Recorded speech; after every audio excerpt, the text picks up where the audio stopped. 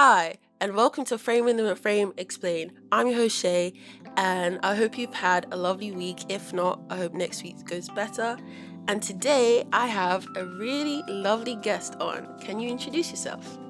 Oh, hi, I'm Conor Powell. I'm a writer and just creative of many things. Thank you for coming on. Thank you. Um, can you tell us a bit more about um, your journey into the industry? Yeah, so I first started when I was accepted by Mouth That Rose and the BFI Film Academy, and from there I started working with Mouth That Rose, who are a youth film organization, and then from there I learned lots of amazing skills, and then from there I met other cool filmmakers and organizations, and from there on out I I kept expanding my work and then I ended up doing some playwriting and then I realized my passion was in writing for film and that's where I started picking up the pen and writing since. Awesome. Can you speak on the difference for writing for like a theater production compared to like a film? I think with theatre it's very dialogue heavy, which is very different to film because film is usually a much more visual medium. So I think when you're writing you have to really kind of think very much about the dialogue, but also you've got to really make sure that the dialogue is entertaining enough for us to even watch. Because in film, you can sort of slightly, I mean, don't get me wrong, like you need to have a good dialogue for film as well. But like, you can maybe get away with the dialogue not being 10-10 if if you can really kind of tell a really good visual story. But for theatre, you've got to really make sure that it's all coming out in the dialogue and that doing a great you're really showing the characters in what they say to each other. Because I guess for theater you can be really like expressive, because for people who are sitting far up, then you have to use more of your body language, and the dialogue is quite heavy because of showing off the emotions that you could get away with just a camera shot of the um actors. I mean, I feel like nowadays a lot of films and TV shows are quite dialogue heavy of late, so there's not much to show not tell. But for me, when I wrote my first short, um I found it really hard writing dialogue. It was a short film called Silence, and it's a story around a young woman who is who wants to have more like freedom of speech essentially, and feeling as if people around her and the social media that um they're scrolling on kind of silencing them, and hence the word silence. But um but yeah, just not feeling as if they can express themselves, especially having that space to talk on things that they have a belief in. And I felt, because I'm writing from the perspective of young people who are just in like the start of college, and I felt as I wanted the dialogue to sound natural, and I found it really hard to make it sound natural in that sense, where it didn't come off as, oh, it sounds like really like robotic kind of. So I wanted to ask, do you have a part of writing that you find tricky?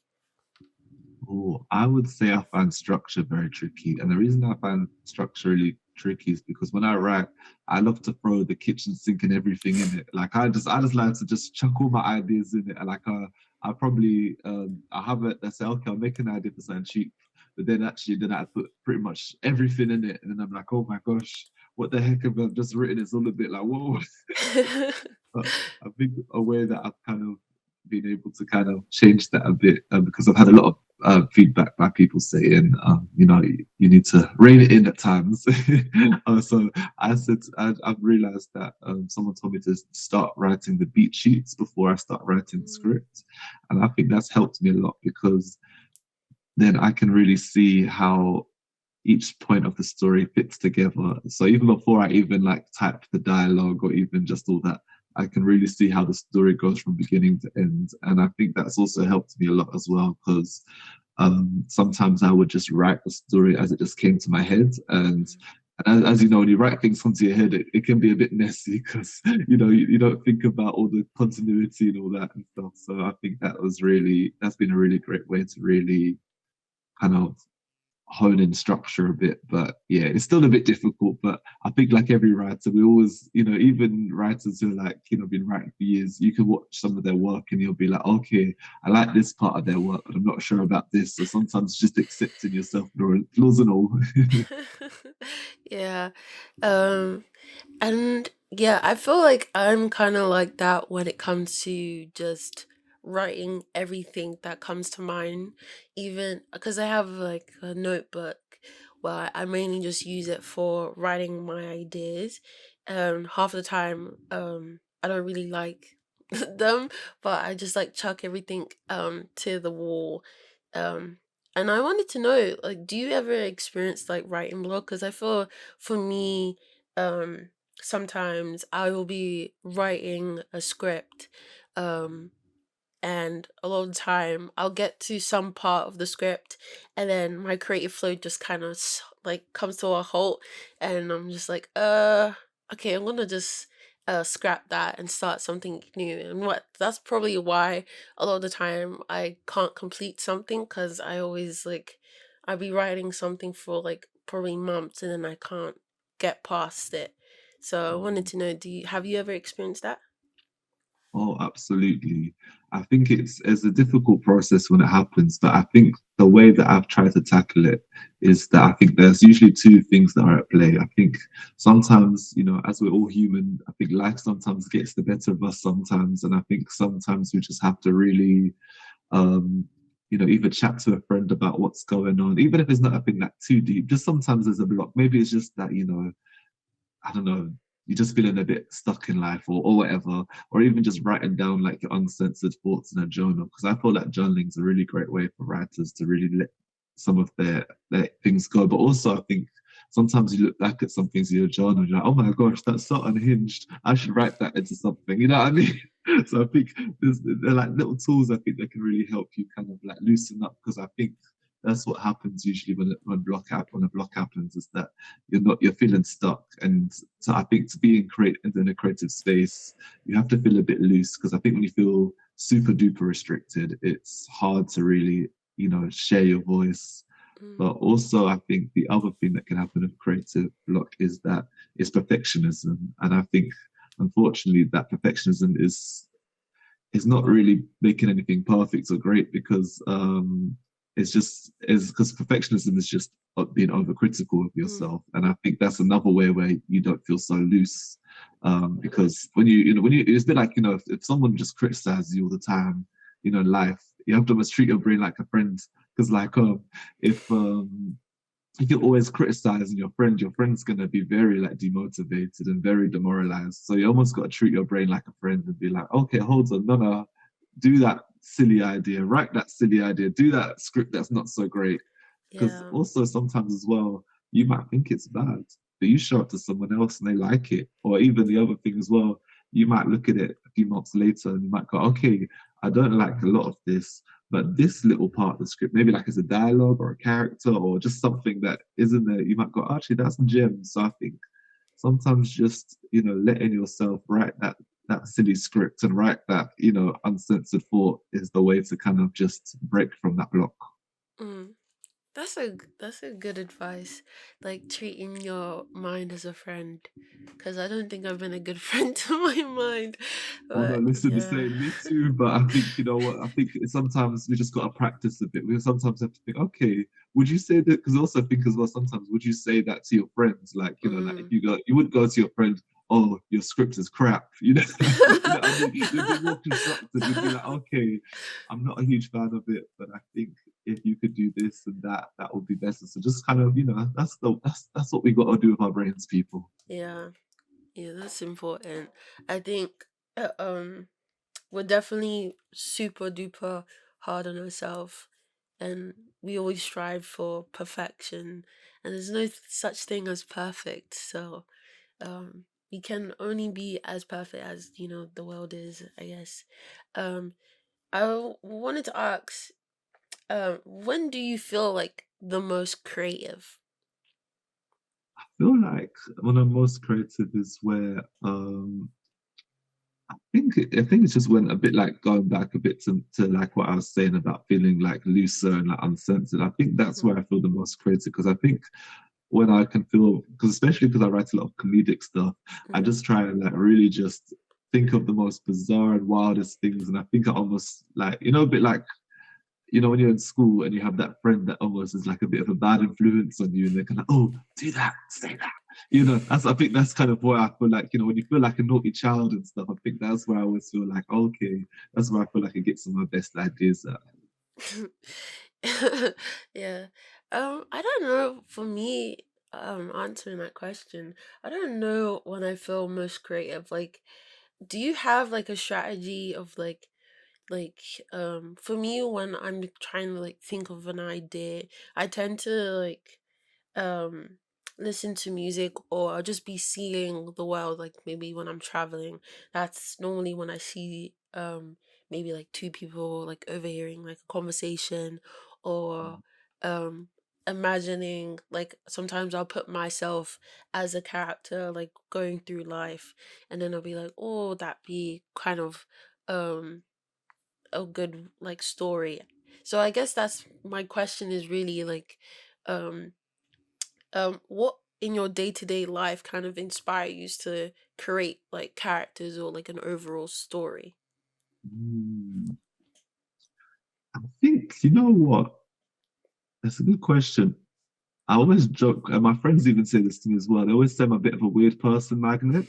So, so I feel like sometimes I don't know what it is. I don't know. I guess because I do try to like, not. I think because like I'm somewhat quite friendly with people, even if I don't know them so well. But I think people just always feel quite comfortable telling me their most unhinged things for some Oh. reason. I don't know why. Maybe I've just got that, sometimes in life you just got an aura that I don't know attracts madness. And I think for me anyways, I think I meet a lot of characters and I think from there, I think then I don't know, I feel like that gives me a lot of inspiration because I just meet a lot of characters along the way. that's really that's really funny that you just get that kind of, you have an aura of like, I just need to know your weird and deepest darkest secrets. I know, but sometimes the funny thing is I don't even ask them, they just come and tell me and I'm Oh. like, oh, I'm like, I don't ask, I'm just sitting in the bus stop, sir. Oh. Oh. Oh gosh. Um yeah. So more on I guess creating your shorts. What has that process been like for you when you develop your scripts into like a film? Ooh, that's a good question. Honestly, it takes me quite a bit of time, but I think it's a difficult one. I think it very much varies from film to film because I mean sometimes when I've done quite quick things with people, that's been really cool and just like. But then sometimes like there's some things like for example, there's a project I've been working on for a very long time and that's taken a very long time to get off the ground. And it's not because no one's been working, but it's just that sometimes, especially if you've got quite an ambitious idea, it just takes a bit of time and even just um, like especially if you're not producing it yourself, you're kind of a little bit at kind of you kind of have to almost kind of play ear to ear a bit just with like oh okay what has happened you just got to check in and be a bit like any updates so I think that's sometimes the funny thing sometimes when you're developing it into actually making it but I think something I've really learned is it's really important to have trust in others, but also have trust in yourself. Because I know, for example, something I learned recently was I was working on something, and I realized that I put a lot of trust in other people, but I didn't have any trust in myself. Mm, And I think what happened there was, even though like, because I kind of was getting like, oh, because I had no trust in myself, I just didn't go with any of my gut feelings. But then when I didn't go with some of my gut feelings, things went wrong. And it's not because these people were not like, doing their best or even like that, but I think because I didn't trust, there were some things that I didn't know, but I thought, oh, I didn't know, if you know what I mean. mm, yeah. So I think sometimes with that, it's good to really like have a mixture. I think you've got to be a student with people. Like, you got to learn from other people, because I think we all have lessons we can teach others. But also like, sometimes think, okay, but like have a bit of faith in yourself. Be like, okay, hold on, I do know this, and this is my thoughts, and not be afraid to share them. Yeah, I think that's definitely something I'm currently learning. Um, like in all like aspects of my life, just having more trust with myself. And I think when you have trust in yourself, people can have trust in you. Okay. With like what you're doing, and you know what you're doing is the right thing, because there's when you don't have trust in yourself, like you said, things will just go in flames, I guess. Yeah. um and I think it's like what you said about being like a perfectionist and being really hard on yourself, and not being like a friend to your brain. Because um I think when you're around people, it's like kind of like you're performing, and you're Mm. like not trusting that the performance will be good, so then the performance is not good. And it's just like getting to that mind of like what's it called, fake it till you make it. Just even if you don't think it's 100%, as long as it's like, I don't know, 80%, that you get to the 100, I guess. um but just keep, I think it's just believing yourself a bit more, and just doing it. Mm. I think that just doing it, as long as you're doing it, it's the main thing that you should be like focusing on. um Oh. I think that holds us back a lot. um but yeah, I would want to know, what is it like working for someone else, like working on a like a different production where you're not in like the like higher chair, I guess. When versus when you are in the higher chair and you're like directing. Yeah, I think they both come with their pros and cons, because I think again it's just that it depends on how much you vibe with people, the people you work with as well. Because I think to be fair, as long as I think there's always going to be with film, there's always going to be slight little, clashes in different ways. Because as humans, we all get on each other's nerves. Even people we love, we get on each other's nerves. But I think as long as you can have quite clear communication with each other, and I think the times where I've seen it really work well on both ends, actually, even when it's just been me doing independent, or me working with someone else, I think it's where you can have if you can have very clear conversation, and where people can really just take ownership on things they've done, both good and not so great. I think from there, then the sky's the limit. I feel like, you can do what you can make the greatest work possible with each other.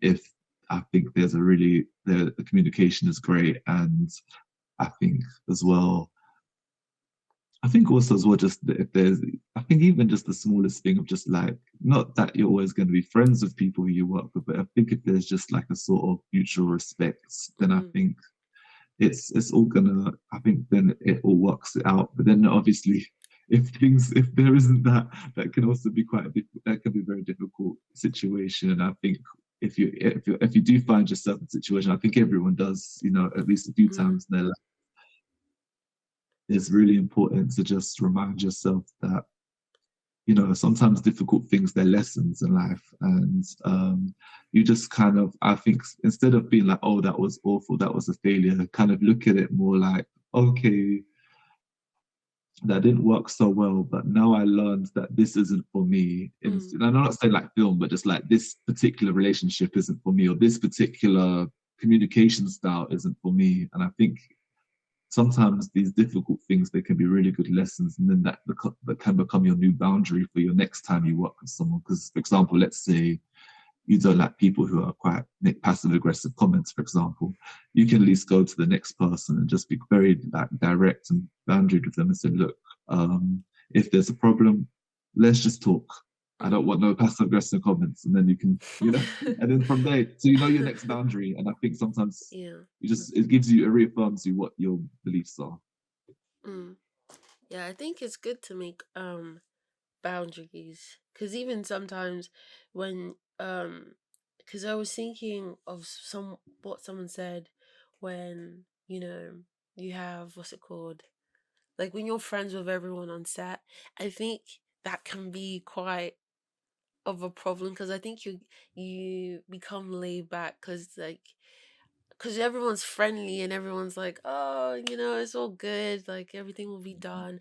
And I think there's a level of um you need to be quite professional when you're on like any job, I think, because no matter if you're friends or not, and you think you can just be um lay back and not do what you need to do. And then at the end of the day, it's a job, and you kind of have to snap out of that. So I think that kind of for some people, that expectation that, oh, I'm gonna go on to this job, and I'm gonna be like friends with everyone, or everyone's gonna like me. I think you shouldn't really want that, because I don't think if that happens, not saying that's for everyone, but you should just be hoping that everyone is professional, everyone can do their job, and the job will be done at the end of the day. As like you said, as long as everyone's respectful of one another, I think that should be like your aim. Because I feel, even though it's like school related, but I just think when you're with your friends, I don't think you take life as seriously in general. Yeah. So I think it kind of stops the work being done, if that makes sense. Oh, definitely. And I think sometimes the best way to do things is like, I think it's good to have like some friends on set in some sort of way, but then also having people who are not like, who are just colleagues as well, because I think then it has a nice balance. Because then I think, like you've got people you're comfortable with, but then also like, but you're also not too comfortable, because then, because you have to make a good impression on, these new people you're working with too. Yeah. Do you have a favorite part of like overall your career, or and a least favorable like moment in your career? Oh, favorable. Ooh, that's a good question. Oh, ooh.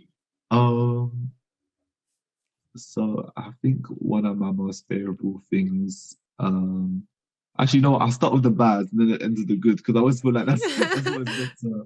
Um, I think there was a period around, I'm gonna say 2024, where I'll be honest, I didn't want to do anything film related ever again, to be honest. Mm, I just felt like I felt burnt out. I felt like I didn't feel like I felt like, oh, maybe I'm too like shy, or I'm too or like I'm too sensitive to be in the industry. And I think from there I kind of had that kind of thing where I was like, oh, I'm not good enough and all that. But then I think what turned that was that I was still having film ideas. I was like, I'm not doing it. I'm never doing it again. I'm just gonna. I was even planning on what was that? I don't even remember what I was planning on changing it to, because but then I realized when I kept trying to think of other options, I was like, oh, but I can't stop thinking about film ideas. I still can't stop thinking about that. So I was like, okay.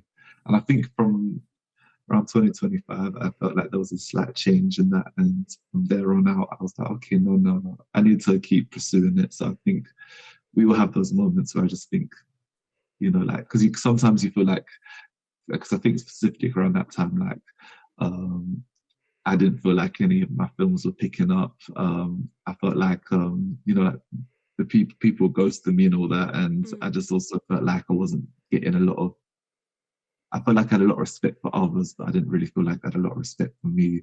But then I think what changed that, I think I realized I wanted to still pursue it, but I think I realized I had to flip the script on people a bit and kind of be like, okay, So I had to almost kind of I had to let people so I had to reintroduce myself a bit and be like, okay, hold on, no. And that came in with more boundaries, more like, just kind of like changed my approach with people. And I think Mm, from there, that helped me kind of go like, okay, no, I still want to do it.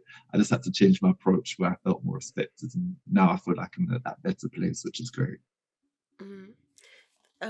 Yeah, that's an interesting because my question from there would have been, um, do you feel like you've like this may not play have a factor played in it, but I think for me sometimes what holds me back um from like believing in myself sometimes is like not seeing myself in any shape or form in the industry, like in front or behind.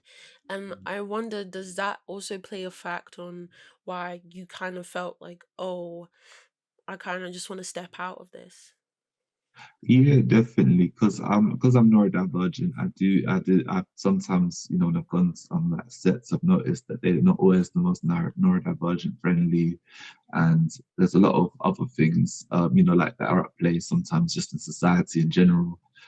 But I think something what I've been trying to do myself is sometimes you've got to like if you don't see the change, you've got to try and do something yourself about the change. You might not be able to change, like because it might not be able to change the whole industry, but I think if you can at least, I don't know, at least I always feel like even if you're doing like something that seems small, is big for someone else. And I think, Mm, for example, something I started last year was something called Neurospicy, and it's kind of like a platform to really share different neurodivergent filmmakers. And even though like it's not like it's not mainstream, it's not like what I mean, it's not like showing at the BFI or anything, but but I think what it's doing is that I think it's at least making neurodivergent filmmakers come together. And I think sometimes I think the best way to kind of make a change is start some sort of community, especially these days where I feel like, all of us feel a bit like, oh, a bit community starved and stuff. There's a bit of, yeah. so I think in many ways, when you're feeling kind of like underrepresented and you're not seeing yourself in different fields, I think if there's even if it's just like you and your friends just making something together that you feel like is the thing you want to show on screen, I think that is the best way to kind of like counteract it, because you might not change, you might not feel like you're making change, but you don't know the impacts that's not even just doing on the wider society, but also even just your friends or the people that you meet along the way. You can really, uplift them in a way that would brings positivity. Yeah, I think that is really that's really important because I think sometimes what stops a lot of us is the fact that we don't see it, so we don't think we should be there at all. Mm. And I think the only way we're gonna see it, like you said, is if we make those spaces. And that's like really cool that you've made that community because it's really important that we like uplift ourselves and make sure that we have each other, the spaces for us, and we want our voices to be heard and we want to be seen. So I think that's really cool. How long have you had that event going on for? So I've had it since August last year. So my Mm, third one is coming out on the 14th of June, which is really exciting. And it's been really exciting to see it grow, because it first started just as so that's the art center who helped me with the project initially. They said, okay, we've got a free space you can use to do an event of whatever. And I was like, oh, and I had this sort of idea in my head for a while. And I was like, oh, you know what? I said, this might be the chance to just do it. And so I thought, okay, mm. yes. And then I was like, oh, wait, I said yes, but um, I don't have any films or filmmakers to contact and stuff. So I was like, oh, what do I do? So I started going through social media, and I was able to get that event sorted. And from there out, I started talking to the Rio Cinema, which is a really great independent cinema in Hackney. And now Neurospicy is now shown there. And from there, we've had some really lovely feedback, and I think I'm hoping to grow it even more. And because what I want to do, I'm doing screenings at the moment, but I'm hoping to do some sort of workshop things with people, Mm, and just find other ways to make it grow. And yeah, just I just want to really keep making it like a really nice, inclusive, and affordable space for people to come and meet each other. that's awesome. That's really, really cool. That's incredible that you're doing that. Yeah, so like anyone listening, if you're interested in going, I'll definitely put that in the description below or in the comments on Instagram and whatnot. But yeah, is there any kind of other adventures like roles that you want to like adventure into other than what you're doing right now?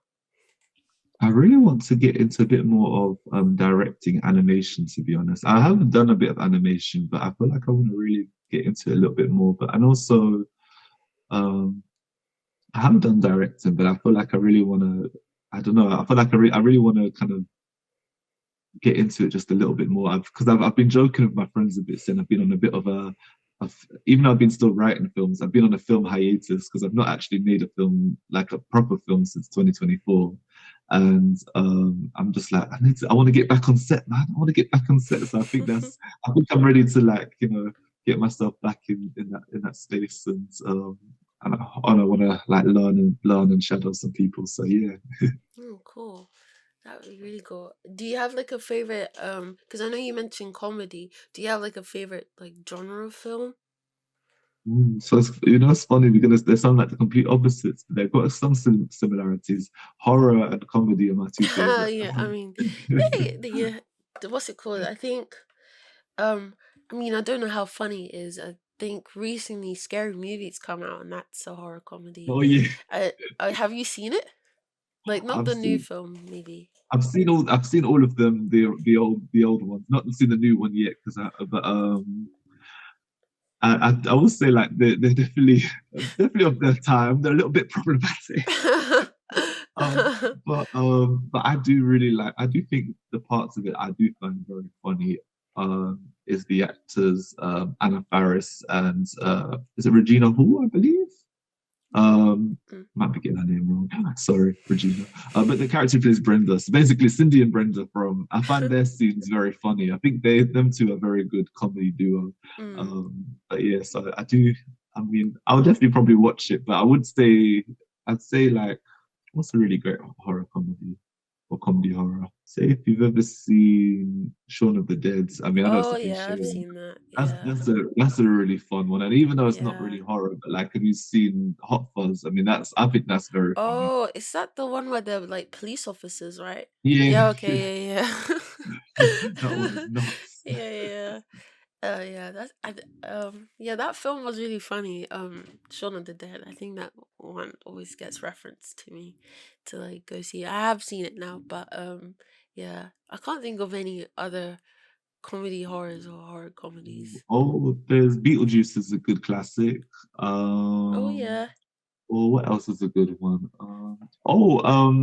You might have seen this one. It's from. Do you know Taika Waititi?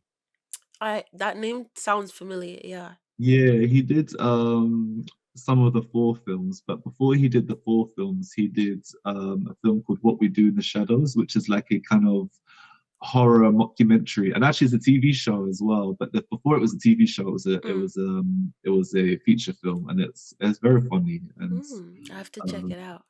yeah, yeah, like Yeah. lot of Kiwi accents and vampirism. Okay. Was there like going back to, when you were growing up, was there like a favorite like TV show or film that has with you today?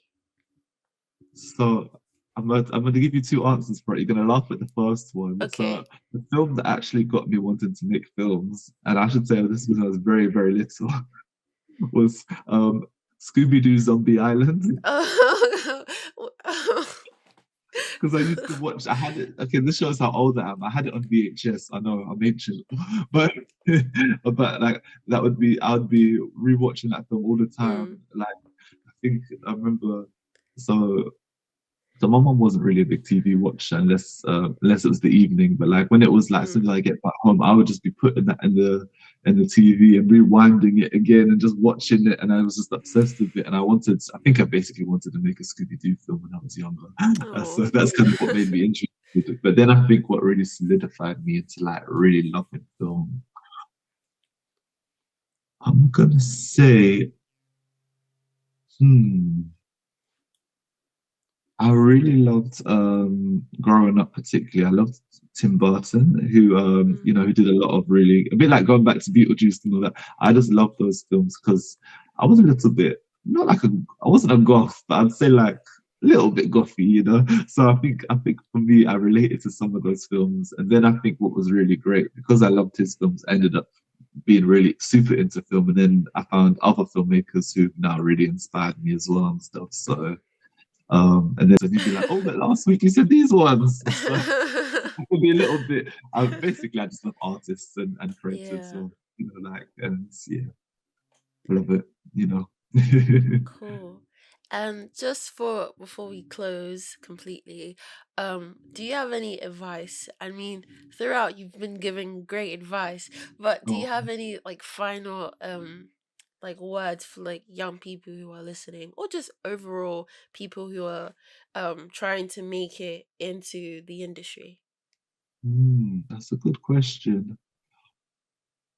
I think what I would say as advice, I think it's so important to just try and find a community. And if you can't find a community, start one. And Mm, um, and I yeah. think also as well, be open to people as well. Like I think again, just be a sponge in life. Really just try and learn from different people. And then also as well, when you're learning from people, see also what works for you as well, because you know we're all, like, not, there is no, I think there's in so many ways, what works for one person will not work for everybody. And I think it's good to try things out, and I think, take things as either, okay, this is what I'm going to do, or either take it as, okay, that didn't work for me, but now I know that this is what I should do instead. And I think taking these lessons and just really like applying them, and I think also just be good people. I think, especially these days, we see so many,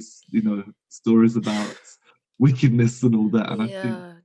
I believe personally, even small acts of kindness are not small. And I think just, be good, decent people to each other, and, just spread the love. Yeah, that's such a good way of seeing. I love your advices. You've been giving really good advice. Seeing like small acts of kindness is not small. That's really, yeah, that's really good. Yeah, that's it. Thank you for coming on. It's been a pleasure having you on. Find Connor on Instagram.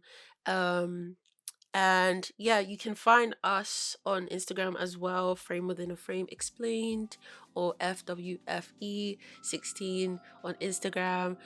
Also, like where you probably listening, you can follow us on Spotify if you haven't already, or you can find us on YouTube.